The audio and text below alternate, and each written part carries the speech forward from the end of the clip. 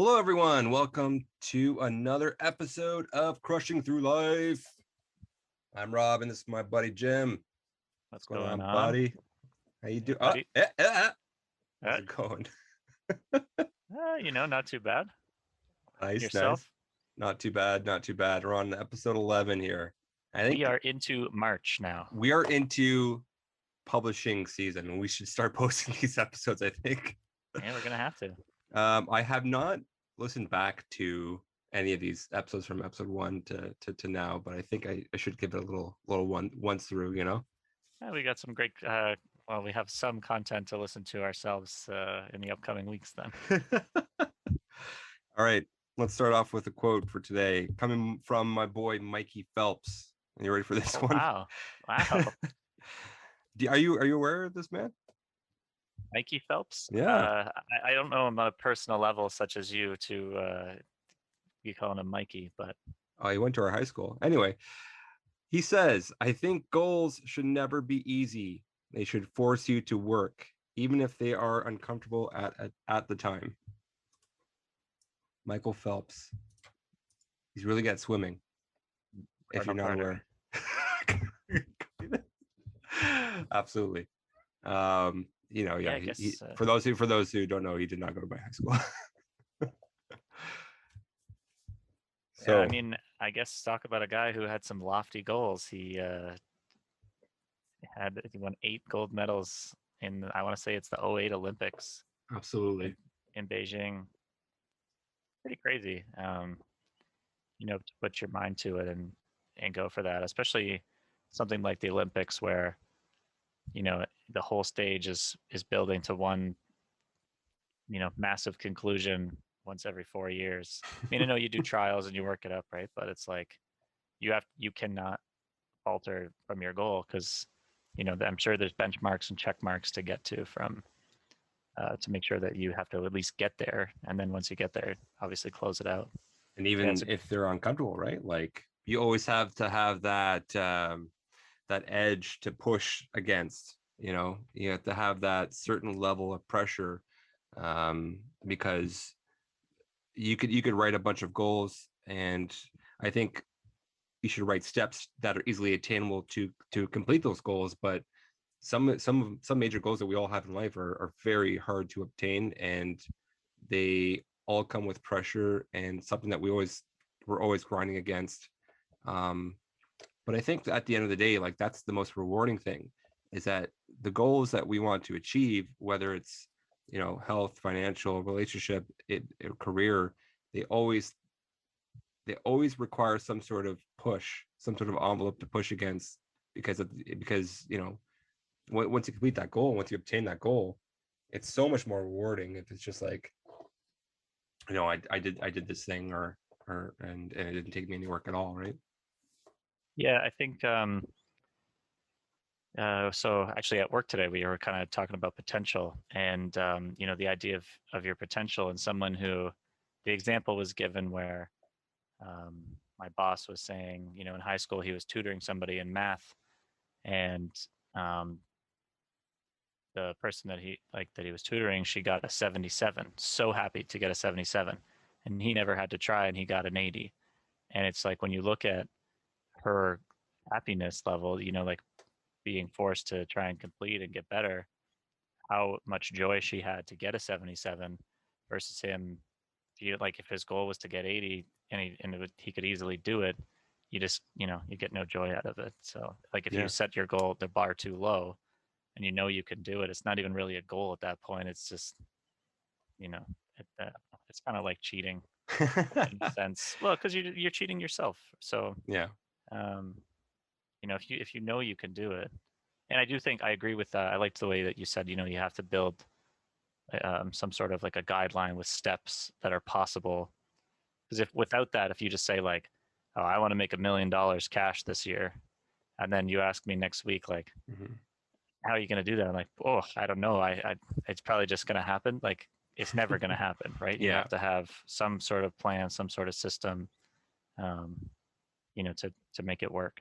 100%. Actually, that leads me into something that I'm trying to achieve myself, is like my time management. Like I want to start waking up in the morning. as of yesterday, I had a big conversation with my wife about the things I want to achieve, and she's like, you need to start writing that down, and she's right. I've never written any of these things I want down. For example, I want to start waking up at 6:30 in the morning every night. The reason, or in the morning, and the reason why I want to do that is because I have all these things I want to do personally, whether it's like getting up in the morning, exercising, um, doing something personal, like a professional development, work on this podcast, maybe work on an IT certification, work on YouTube channel. my my YouTube channel, all those things I want to get done in the morning because I don't have any time to do it after work. I don't have any time to do it um, and at the end of the day. And I mentioned that before. So like really all that personal time that I have right now is in the morning. So I need to really start waking up in the morning to do all that. And then at the end of the day, once I'm finished work, I think I'm going to be a lot more relaxed. All these things that I wanted to do in my day, I've already done in the morning. And now I have all this time to relax, spend time with my kid, play some video games with him, whatever. He goes to bed at 8 o'clock. We can watch a movie, we can watch a TV show, and then we're in bed by like 10:30, right? Yeah. At the latest. Get at least 8 hours asleep because I am such a night owl. I like to stay up late, 1, 2 a.m. every day, and it's really bad because then I would just wake up exhausted. My sleeping schedule's all messed up. Well, But I want to. sorry, Sorry, go ahead. Yeah, I was gonna say I want to write all that stuff down, and it's not just like the waking up in the morning aspect. It's once I wake up in the morning, what am I going to do with that time? What am I going to set out to achieve once I hit that 6:30 wake up time consistently? You know, even if it's got to be like by the minute or by the hour, write that morning agenda throughout your entire day, and you want to respect it as well. That's something that she pointed out to me is that you set a block, let's call it an hour of something specific that you want to do. And as soon as that hour is done, you need to stop and continue going on to the next thing and don't let things overlap your hour. Respect your time, respect your schedule, respect your the things that you want to achieve. So it's respecting that is because if one overlaps to the next, you're always going to be behind, which leads to somehow like you're creating your own stress of like, man, there's just never enough time. But there is, I mean, like time is still pretty tight anyways, but if you're going to get up and do this, like at least again, so you've acknowledged the steps of how you can be better yourself. And one of them is not staying up till 2. Like if you're not staying up till 2, you go to bed at 10:30, like realistically, even if you're asleep by midnight, that's 2 extra hours of sleep every day. That's 14 hours a week where you actually will have more energy. Not to mention over time, you'll just switch when you're going to bed. And I think that'll make waking up easier for you, like definitely in the morning, right? Where you're not like right now. And going to bed. Like I was such a huge procrastinator of like going to sleep because I would lay down on my in my bed, have my phone on, be on Reddit, scrolling social media, whatever, looking at bullshit. There's probably like I could probably count on my hand on one hand like the amount of times I've actually learned something by staying up late scrolling on my phone in the past like 6 months. Or it's just like entertainment and like funny things or whatever, right? Yeah. So, and so is your wife asleep a lot of the time when you do it already? Like, oh yeah, so, she's passed out, right? Like she sleeps early. So for instance, with me, like when I go upstairs and if I'm on my phone and Jess is asleep, I actually don't want to try and find like I'll still scroll on my phone, but I'm not really looking for funny things so much because I'm sitting there like giggling to myself. But now I'm like shaking the bed because I'm trying to control my body so much to not wake her up that I honestly don't even look at funny stuff. So like a lot of the time it's like I'm just reading about sports or something financial, so like just random things, or I'm playing I play a lot of chess online recently, so I just play chess. It's just like mind-numbing stuff Uh, but that's, yeah, because like I can't try and find something funny on Reddit, and then I just, first of all, I want to share it with her anyways, and like, I, but anyway, yeah, I just, I know myself, I'm just trying not to giggle Yeah, and I shake totally just like understand annoy her into waking up. Like, can you just not do that right now? that. uh, yeah, my I this kind of leads into another topic, which is kind of like addiction, right? So I had a huge addiction to Reddit, and as much as it is a powerful tool, it's also really terrible for you if you're constantly on it 24/7. And Mhm. don't get me wrong, I mean, I think Reddit's fantastic. I still access it today, but one thing I did make a change on yesterday was actually delete the app from my phone, and it's not as easily accessible as it is now on my phone. Um, and one thing I want to do is uh, like turn off my phone at the end of the day and let it charge on my nightstand versus like leaving it on and having it accessible when I'm falling asleep. Mhm. And like I mentioned in other episodes, just read a book, right? Turn off the phone Yeah. completely, use something else as your alarm. You don't need your phone on, read a book and fall asleep. Because that's I she said that you're procrastinating your sleep, and she's right. Like she totally sees it. Like I whether it's I'm a night owl or I'm just like addicted to like the next like thing that gets posted online that's entertaining to me, and it's all just bullshit. It's not really helping my life in any way, It's right? both, I think. Yeah, Like yeah. I'm no different, but I'm also in the belief, like, I really wish that we didn't, like, we could just charge ourselves like cell phones and didn't need sleep. Like, I know that's terrible for your body. Like, Mhm. your body would die. Like, you just can't stay up. But it kind of feels like a waste to me sometimes that, like, I don't want to go to bed because I think just living and being conscious is cooler. Like, but then I look at it and like, well, what did I do with that time? You know, Yeah. nothing. So like it is better. And when I do have some really good sleeps, I honestly I feel fantastic. But I agree with you. I procrastinate sleep because I don't want to go to sleep. Hmm. Like, how many times I've watched a rerun of a TV show that I've seen 100 times, Yeah. and it's like, oh, just one more. But like I saw this the first time in Just give me the needle. One more. 1997. Yeah. Um, so I hear you on that. And again, that's like, it's another good thing that you looked within, and you guys identified areas where you can, and this is easy. Like, just deleting Mhm. the app on your phone is so easy. But the hard part is obviously staying off of it. Right. But like, you were able to find something in one day. If you said you had this conversation last night, Yeah. in one day, and I'm sure tonight you'll see. Uh, Well, it's been on my mind, like not just like one day, right, but it's right, been on my mind for like let's say like a month and a half. Like okay. I see all these patterns, right? Like my sleep it's just getting messed up, and I'm losing energy. I'm not doing my workouts as good as I used to. All these different things, and it was like literally starting to mentally bother me, and I'm just like, oh my god, I got to talk to you about something. I had this like long conversation with her, and it was great, and like we talked it all out, and I think the changes that I will do are going to be positive because I have such a great person by my side that will help me out through all that stuff. Mhm. Um, but there's so many projects I want to do, I want to take care of, and it's just like my only time is in the morning, and I need to sleep to do that. Right? I Yeah. need that energy. I need that time in that morning to do it. This morning I woke up 6:22.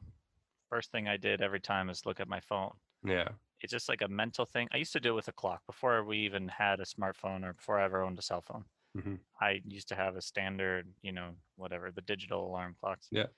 First thing I do every time is I got to know what time it is. It's such a weird concept to wake up, and because you don't know how long you've been asleep, like it could have been 6 hours, could have been five, could have been, when those the greatest nights are when you are really tired Hmm. and you wake up and you're like, man, I think I just slept for 6 hours, and you look at your phone and it's been 90 minutes Yeah. and you already feel well rested. So anyways, I did not have that last night. I woke up 6:22, checked my phone, went to the bathroom, couldn't get back to sleep. Then I was on my phone Yeah. for like 40 minutes, Right. like trying to, I don't know, like literally just not doing anything, but I felt it's like a waste of time to just lie there. But yes, I don't think I got back to sleep till probably about 7:30. So it was like an hour that I was just awake after committing to go to bed. And then Yeah. but I feel like had I not checked my phone, I could have gone to the bathroom, come back, and then been okay. Like Yeah. I could have just kind of went back into sleep. But I feel like the phone triggers something in your It mind where does. you have It's to the focus dopamine. enough. Yeah. It's So literally dopamine, right? Like you're just you're addicted to it. You know, you're addicted to you know, the FOMO dopamine, the fear of missing out. You have a bunch of notifications that don't mean anything to you till 9 o'clock, whether it's work or social media or whatever. And you don't need to look at it at 6 a.m. when you have to go to the washroom and go pee and just fucking go back to bed. well, I had like, and Right. actually that was part of it, right? So I had something for work. So I didn't think of that until you said it, but Oh, I okay. had something for work, and Yeah. I was like, oh man, I should really check check that out. And I was like, I don't even know where this is to find it. Like it's somewhere in a conversation. So I was like searching Slack, trying to find it, and like Hmm. now I'm thinking about work. I actually debated just getting up and just being like, I'm just going to start my day at 6. Funny enough, it's like the exact time you want to be waking up. But I just debated. I'm like, should I just do this and then I'll just be exhausted tonight? But Hmm. I didn't give up. Instead, I just wasted an hour lying there. Yeah. But, um, So you but no, got a I Fitbit. agree. You got a Fitbit recently, right? I You're did for just Christmas. got you a Fitbit for Christmas. How are you liking your Fitbit? Um, Have you stopped wearing it? nope. Um, That's good. which actually I said to her because my big thing is I hate I've never been a watch guy. Yeah. You know how long it took me to like get used to my wedding ring. I really said I didn't even want to wear one. Now Yeah. it's my favorite thing I have on the entire planet. Yeah. I like I have such pride wearing it. I really like it. Um, but then when I got the Fitbit, like the first night, first day, I'm like, I have no shot of this. Like I wore it, and at night it's like clunking around. Every time I turn it, the light goes on. So I'm like, it's kind of bright when I'm like sleeping. And anyways, all the excuses you could think of to take this thing off. Now it's been 2 months, and I love it. I think it's helping me to keep active. Like I'm just going up and down the stairs to say hi to Jess, partially to get steps in, which before I wouldn't even have cared. Mm. Um, the two of us went for a walk probably 25 times, 20 something times in January alone. Hmm. And we've never done that. We've never been outside this much. And I mean, part of it was our challenge, right? But, and then the rest of the times when she didn't come, I would actually go for runs. And I'm not super into that, but I don't think I would do that without the Fitbit because it would track it. Like that's as dumb as this sounds, and this is my excuse of procrastination. That if it's not tracked, like why am I doing it, Yeah. kind of thing. And that's so because it's like it's still going to benefit me, but I feel like a lot but of Fitbit, yeah, Fitbit if I can't users show it have to that anybody, argument. Yeah. Yeah. so Yeah. Yeah. I but need yeah, that no, proof. I need the proof. I need to see because like so for some reason some days it I don't know what it is. Like maybe going for the walks, it's super cold, but like it pissed me off. My goal is 5,000 steps every day because it's attainable. But like right now, I'm at 2,000 and it's 9:30. So like I'm still gonna go out. I'm gonna hit 5,000 tonight. Nice. Um, whether or not Jess does always depends on like whether or not we go for a long walk or I just kind of run for 15 minutes or 20 Hmm. minutes or whatever, basically until I can't.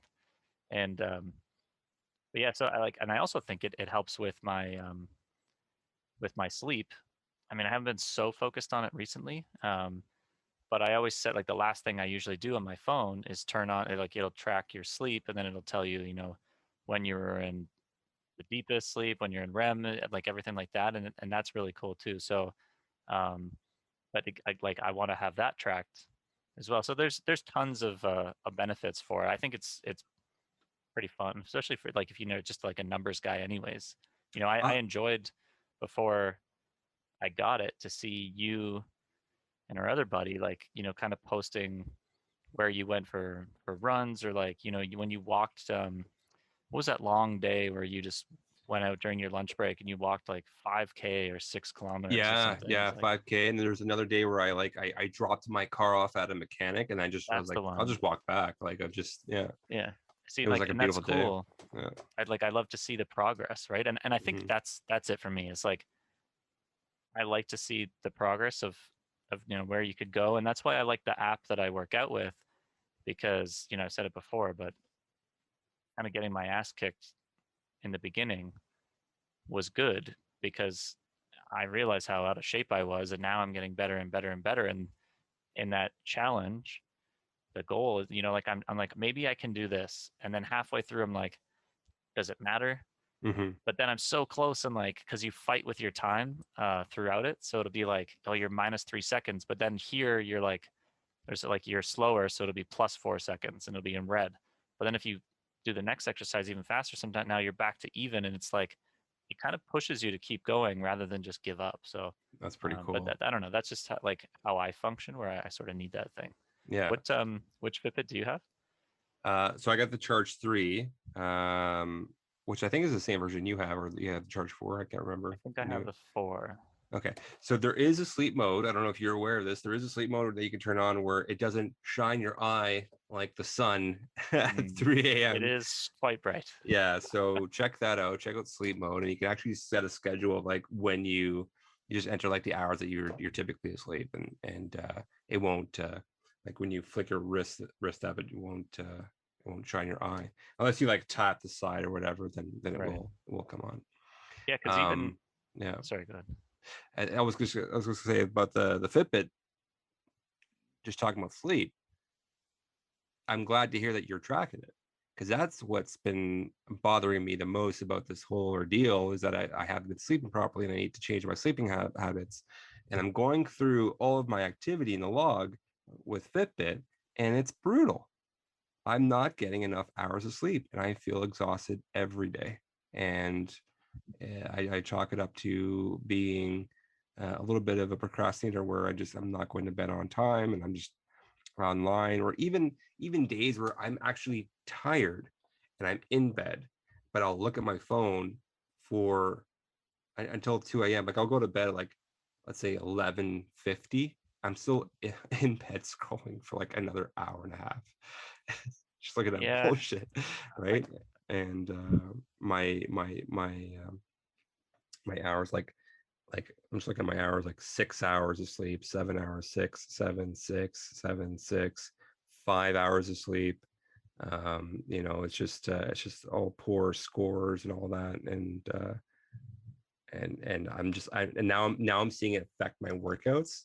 right. Yeah, Where it's not a recipe for success. Like no matter how yeah, you break it dude, down to your workout, even your work ethic at work, yeah, when someone asks you something, you're gonna be like, ugh, and then things pile up, and then it builds up mm, stress.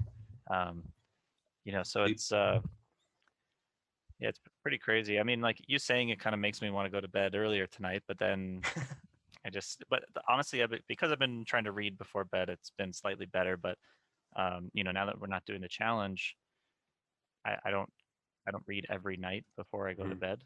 Um, Well, that's the other thing yeah. too. I actually, in the past week, I stopped reading, and I was Mm, happy reading, yeah, and I want to get back to it. So it's like all these little tricks that I need to do, right? I go to bed but it's still early. time, right? So like Yeah, if in order to get that time where you're reading to kind of wind down, you need to get a better sleep and wake up earlier. exactly. So it all is related. It's all related. But I noticed this morning, um, like I tried to get up at 6:30 this morning and I couldn't because I was so exhausted. I had a terrible night's sleep last night. I was tossing and turning, and I'm trying to transition myself into this earlier time. But after dinner tonight, um, I did a light workout while my wife was cooking dinner, and after dinner tonight, it was like 7 o'clock, and I had this hour and a half, and I just spent it playing like video games with my son, and it was the greatest thing ever. And I can Mm. only imagine, like, if I was done at 5 o'clock and not have to work out, um, and then shower or whatever, like I just have all this extra time just to play with him and spend more time with him as well. So there's all this, like this huge time shift of my daily routine and schedule. I think is gonna be beneficial in a lot of different pillars of my life. Yeah, So it'll compound pretty quickly, I yeah, think, or man. snowball pretty quick. With the benefits of what it is, and that's unfortunate that it also snowballs the other way when you don't take care of yourself. Your workouts become less intense, less frequent. You don't put enough, pressure on yourself because I think it's like I've been through, since joining our group and whatever. I think there are days where I don't post one for a while, and then I'm just like I got to get back into this, man. And Yeah. then they string together like 3-4 days. You feel great, and also like I think it just helps me. People always say like working out gives them tons of energy. Hmm. I'm not that. Like, people are like, "Oh man, I love working out. I always feel so good afterwards." And like, I feel really good, but I am exhausted. So I don't usually like doing them. I was doing them, for lunch, like during a lunch break before, but now I do them almost at night every night, um, Right. just because it kind of helps me. Like I'm tired. Um, the workouts that I do, they like you do a cool down stretch, and then you kind of really focus on your breathing for like 5 straight minutes. Um, you do like box breathing or stuff like that while you stretch, and all your muscles feel so relaxed. Then I shower, and it like helps me kind of get ready for bed, and Nice. all of that minus the app being on my phone. I don't need my phone for it, right? Like I literally I turn it off, and then if I just read, I could be done with the phone for the day. But then And there's what? the FOMO, so I gotta check Yeah. in. Gotta check in. I think that's what we should do. Maybe we should just you know, be our accountability buddies, stay on top of each other, so to speak, in bed. Right on top. Yeah. Man, you Yeah. gotta tell me when I'm not reading. You gotta tell me when I'm not working out and all that. I need you to be there beside me, man, pushing me through this change. Well, that's I'll kind of I'll let you know. that's what's been cool about doing these with you is that I say things out loud that you might think. Even the idea, so like you saying I need to write stuff down. Yeah. Well, I'm like this is a an equivalent thing for myself. And actually, if you remember, at the beginning of the year, I never make New Year's resolutions. Like I never have. Right. Maybe I always thought they were lame, or maybe I was afraid to make a goal that because I just didn't care and I was gonna fail anyways. So it's just easier to not do it. Um, but I think this year I made like 3 or 4 goals for myself, and but just saying that to the group was to hold me accountable, so that if because even if you just say it to yourself, it's sometimes tough to do it. But if you're holding yourself to a higher standard by like putting yourself out there a little bit, I think it's more likely to get done. Like Hmm. I wanted to read 6 books this year. um Not that that really matters. I actually read something where you shouldn't try and challenge yourself to a number of books, but you should read like a quality of writing or something, because if you're reading articles all day but you don't read a book, like who cares? You're still exercising your brain. Hmm. But anyways, I'm one book down after the first month. I know we're into the third month now, but I'm partially through. I'm reading. Have you ever heard of? It's something called Pillars of the Earth. No, no, what's that? um I'm in like 100 and something pages into it, but Okay. yeah, like a buddy of mine said this was his favorite book series ever. Kind of similar writing so far to Game of Thrones, which is cool. But yeah, All right, sweet. entertaining. And you're getting into it. That's the most important thing. As long as you have something that keeps you going and you're getting excited about reading it, Hmm. that's what's key. And the book that I'm reading is was exciting me, and I just for some reason, you just you stop and you fall off of it. And I want to get back on because I was much happier reading it. So these small little changes I think I'm going to make the next week or so. Again, going to bed early, waking up early, and having all that time and start writing things down. I need to Hmm. start writing down my schedule, my journal, and yeah, take it from there, man. Get some goals going. Yeah, I think in terms too of you're saying like writing it down and do these goals, and I was saying like having these conversations with you, it helps to kickstart anything. This brain, it seems like a brainstorming session every week, so it's nice to maybe I thought of something here that you don't just talk out loud at Right. home, to yourself. It's all inner monologue for the most part. Mhm. So if you don't write it down, you have one thought fleetingly, like it's gone. But now, kind of having this, I feel like again is just another layer of support, and it's pretty cool. Yeah, absolutely, man. And then we'll compare. We'll compare notes. That's what we're here for. Exactly. All right, guys, that's all the time we have for today. Hope everyone have a great night and great morning, great day wherever you are. Yep. See you next week. All right, take care. Bye bye.